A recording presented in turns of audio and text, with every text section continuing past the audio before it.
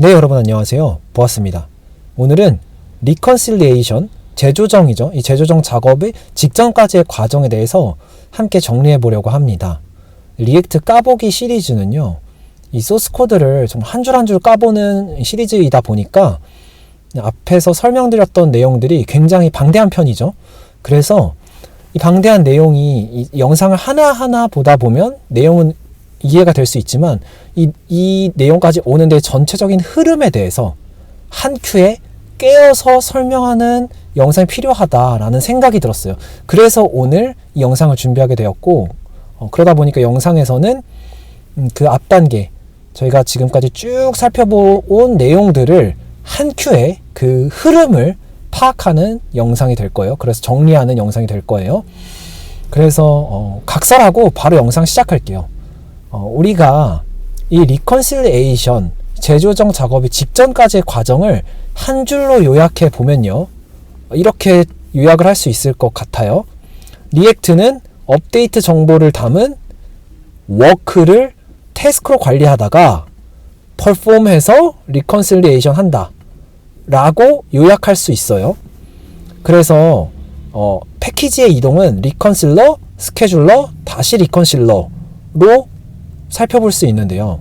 이때 제가 이 요약 문장에 보시면 업데이트, 워크, 태스크 등 갑자기 뭐 영어랑 한글을 막 섞어서 요약을 했어요. 이 이유가 있어요.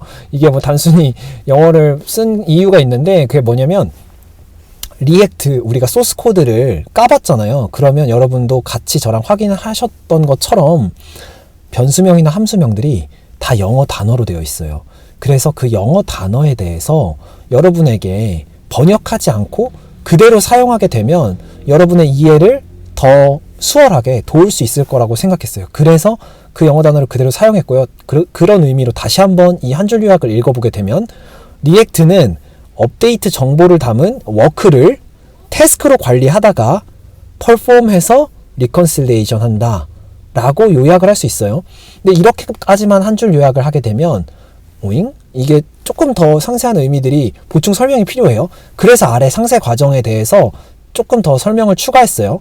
근데 이 상세 과정을 살펴보기 전에 우리가 이 상세 과정을 조금 더 직관적으로 잘 이해하기 위해서 이미지를 하나 같이 볼 거예요. 이 이미지는 우리가 항상 큰 도움을 받고 있죠. 리액트 토바보기 시리즈의 저자분이 만들어주신 이미지예요.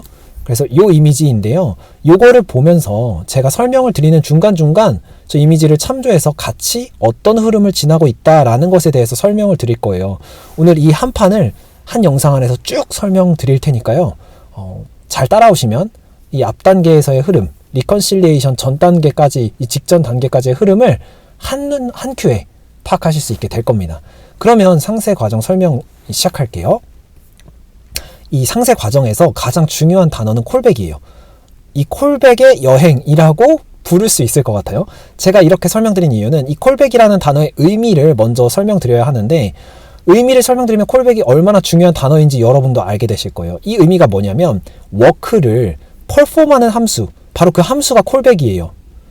얼마나 중요한지 아시겠죠? 왜냐하면 결국은 워크를 퍼폼하는 과정이에요. 여기서 보시는 것처럼 워크를 태스크로 관리하다가 결국 퍼폼해서 리컨실리에이션 한다기 때문에 이 워크를 퍼폼하는 함수를 콜백이라고 하는데, 대표적인 예시로 결국은 perform work on route 같은 함수를 예로 들 수 있겠죠. 이거예요. 결국 이 perform work on route를 우리는 콜백이라고 부르는 거예요. 워크를 퍼폼하는 함수죠. 이 콜백의 여행, 결국은 워크를 퍼폼하는 함수를 어떻게 관리하느냐 에 대한 내용이 바로 이 상세 과정, 제가 지금 설명드릴 내용인 것이죠.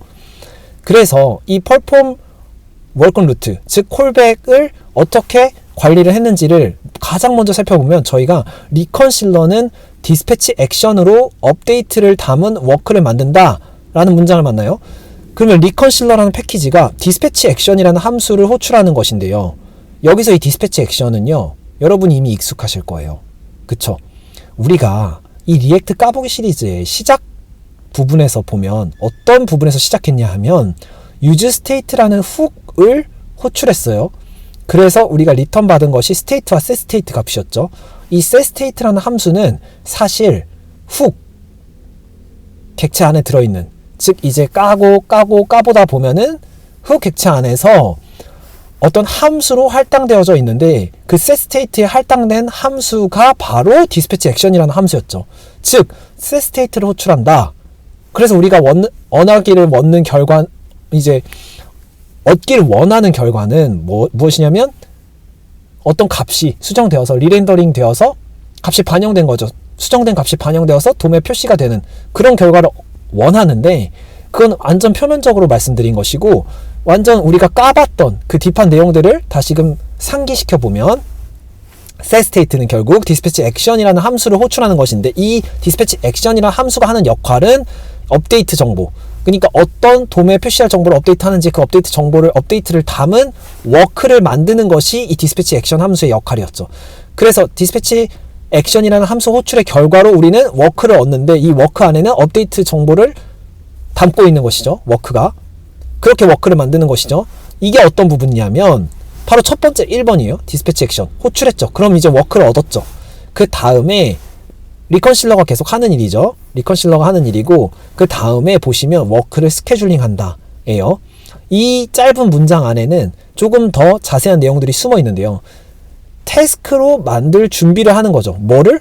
그쵸, 워크를이죠. 워크를 태스크로 만들 준비를 하여서 스케줄러에게 전달하는 거죠. 워크를. 요게 이제 그 다음 단계예요. 그러면 워크를 스케줄링 한다. 이 스케줄링 한다라는 것의 의미가 태스크로 만들 준비를 하여서 스케줄러에게 전달한다 라는 의미라는 걸 알겠는데, 이게 조금 더 구체적으로 무슨 의미지? 살펴보면요, 각 함수를 호출하게 되죠. 우리가 다 살펴봤던 함수들이에요. 이 함수가 어떤 소스코드로 되어 있는지를 코드 한 줄 한 줄 같이 분석을 했었죠. 가장 먼저 스케줄 워크라는 함수죠. 말 그대로 워크를 스케줄링하는 함수죠. 그래서 이 함수 이름에 너무 잘 나와 있는 거예요. 스케줄한다, 워크를.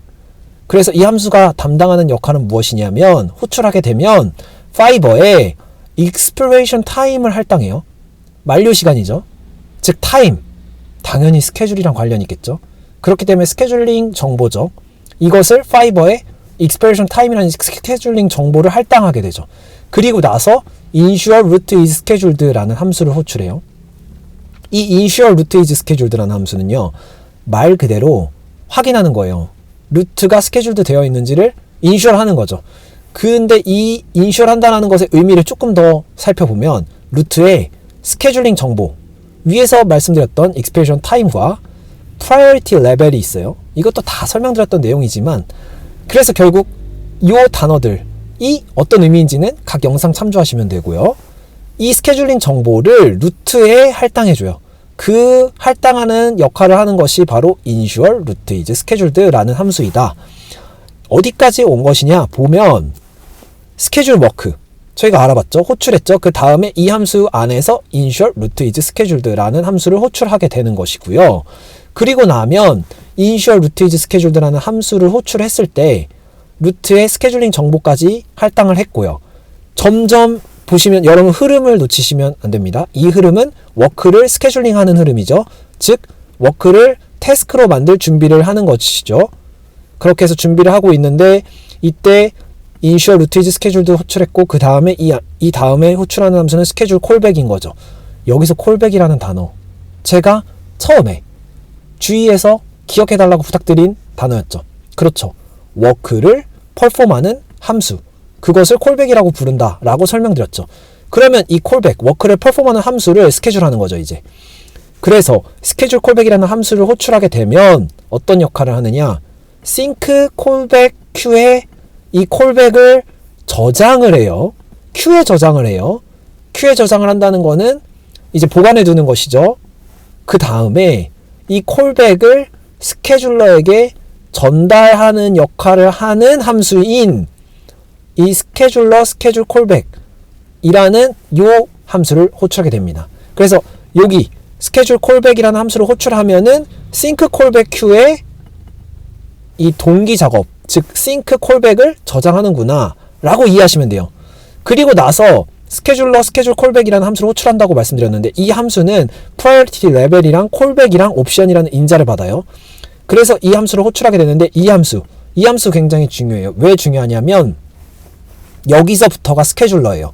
이 위쪽까지는 스케줄러가 아니면 그럼 어딜까요? 그쵸, 리컨실러죠. 리컨실러입니다. 그래서 리컨실러가 이 역할을 담당하고 그 다음 스케줄러의 입구가 되는 함수죠. 제가 동일하게 설명드렸을 거예요. 이 함수 한 줄 한 줄 우리 소스 코드 까봤을 때 스케줄러 스케줄 콜백이라는 함수는 스케줄러의 입구가 되는 함수다. 그래서 이 함수의 역할은 무엇이냐? 여기서부터 스케줄러여서 이 스케줄러가 전달받은 콜백을 태스크에 담아서 워크를 태스크로 만드는 거죠. 워크를 태스크로 만들어요. 워크를 태스크로 만들어서 결국은 힙에 추가를 하죠. 콜백을 태스크에 담는다는 게 워크를 태스크로 만든다는 거예요. 워크와 태스크의 차이점은요. 여러분 이미 눈치채셨겠지만 스케줄링 정보가 담겨 있는지 아닌지로 차이를 구분하시면 돼요. 여러분의 이해를 돕기 위해서 제가 조금 더 쉽게 설명드린 거예요. 아주 정확한 정보는 그 안에서 저희가 소스코드를 까보면서 워크 객체에 대해서 태스크 객체에 대해서 다 살펴봤기 때문에 여기서는 조금 더 추상적인 설명인 것이죠. 워크와 태스크의 차이를 워크를 이제 스케줄링하면 태스크가 된다 라고 이해하셔도 무방하다는 거예요. 전체적인 흐름의 입장에서는요. 그 관점에서는요. 그렇게 해서 콜백을 태스크에 담는다라는 것이 결국은 워크를 태스크로 만드는 것이죠. 그렇게 태스크로 담아서 힙에 추가를 하는 것까지가 스케줄러, 스케줄 콜백의 역할인 것이죠. 이게 어디냐면 여기에요. 스케줄러, 스케줄 콜백. 이제 스케줄러로 넘어온 거 보이시죠? 이렇게 해서 태스크에 담아서 힙에 추가를 하는 것까지가 스케줄러, 스케줄 콜백의 역할이고 그 다음에 스케줄러 호스트 컨피그가 나와요. 스케줄러 호스트 컨피그. 여기서 호스트, 이 호스트라는 단어 여러분께 설명드렸죠.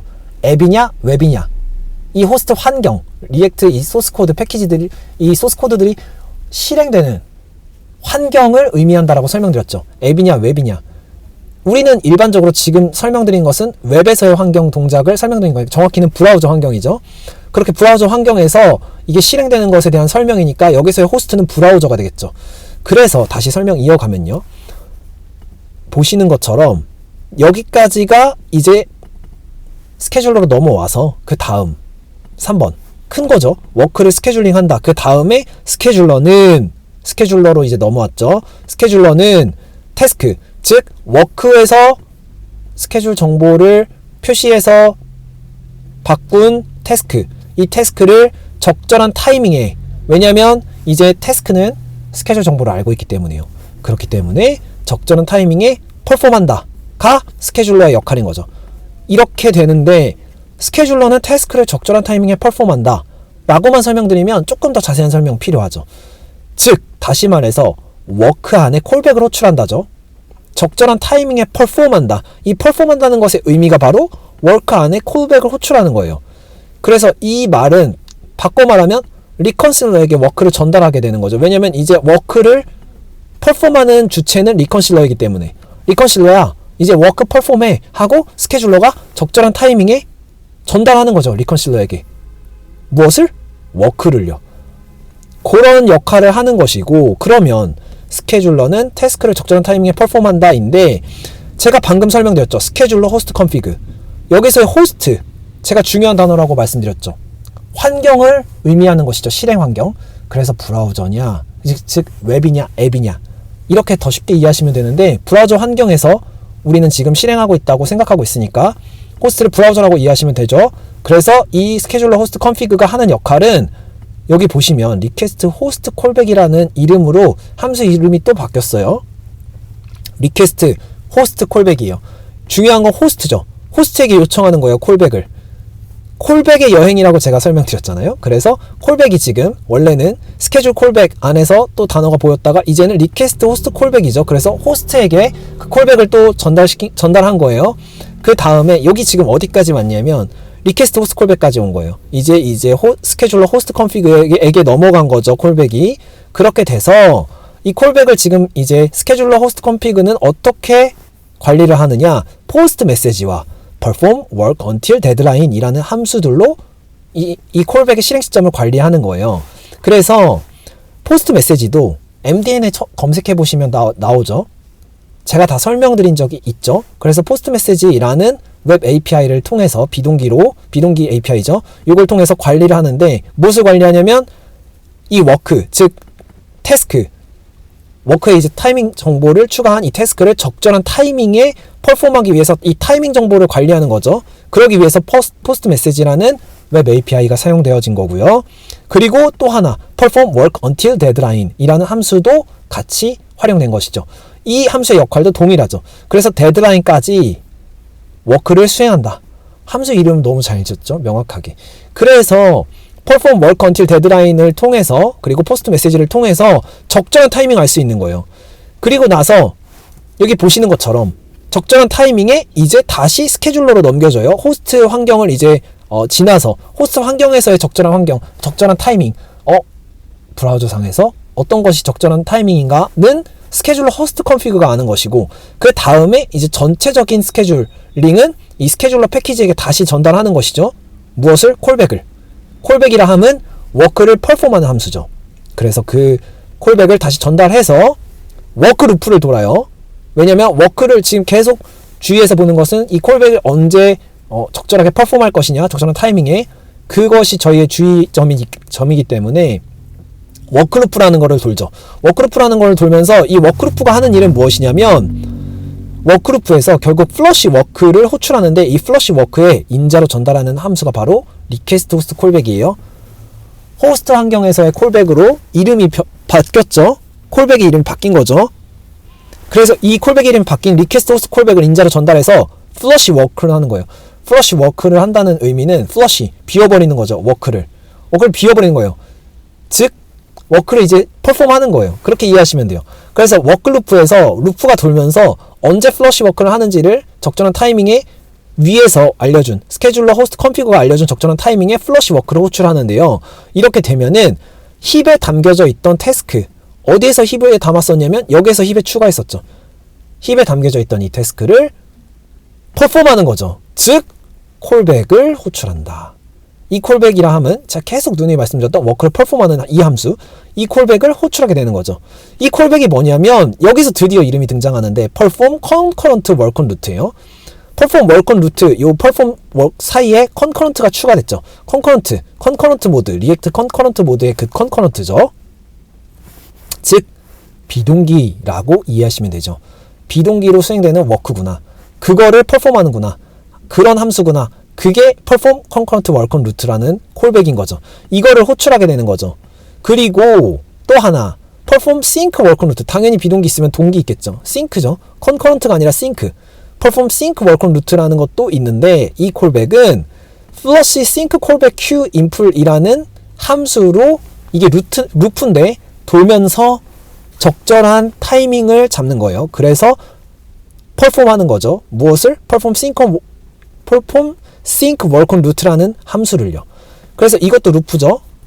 그래서 이게 돌면서 flush sync callback queue imple이라는 이 함수가 돌면서 perform concurrent work on route를 가져와요. 그래서 동기적으로 perform sync work on route를 적절한 타이밍에 호출해서 결론적으로 우리가 전달하려는 콜백, 워크를 퍼폼하는 바로 그 콜백을 리컨실러에게 전달하는 거죠. 이제 리컨실리에이션 시작해라 하면서 스케줄러가 관리하고 있던 그 태스크를, 즉 워크를 리컨실러에게 전달해주는 것으로 이 흐름이 마무리가 되는 거예요. 정말 숨가쁘게 달려왔는데 여러분 정리를 하면요. 한 줄 요약하면 리액트는 업데이트 정보를 담은 워크를 태스크로 관리하다가 퍼폼에서 리컨실리에이션 한다. 이제는 이 한 줄 요약에 대해서 숨은 의미들, 디테일한 이 과정, 상세 과정들이 여러분 머릿속에 들어오셨죠? 한 번 더 상세 과정 큰 맥락 살펴보면 리컨실러는 디스패치 액션을 호출함으로 업데이트를 담은 워크를 만들고요. 그리고 워크를 스케줄링 하고요. 이 말인 즉슨 워크를 태스크로 만들 준비를 하여서 스케줄러에게 전달하고요. 리컨실러가 스케줄러에게 전달했으면 스케줄러가 관리를 하고 있다가 이 스케줄러는 전달받은 태스크를 적절한 타이밍에 퍼폼한다. 그 결과 리컨실리에이션을 한다. 이렇게 정리할 수 있겠습니다. 정말 숨가쁘게 달려왔는데 여러분께 이 그림에 대해서 큰 흐름을 한 큐에 꿰는 이 영상을 통해서 여러분의 이해를 조금 더 직관적으로 이해하실 수 있도록 돕고자 했습니다. 여러분 오늘 영상은 여기까지고요. 그럼 안녕.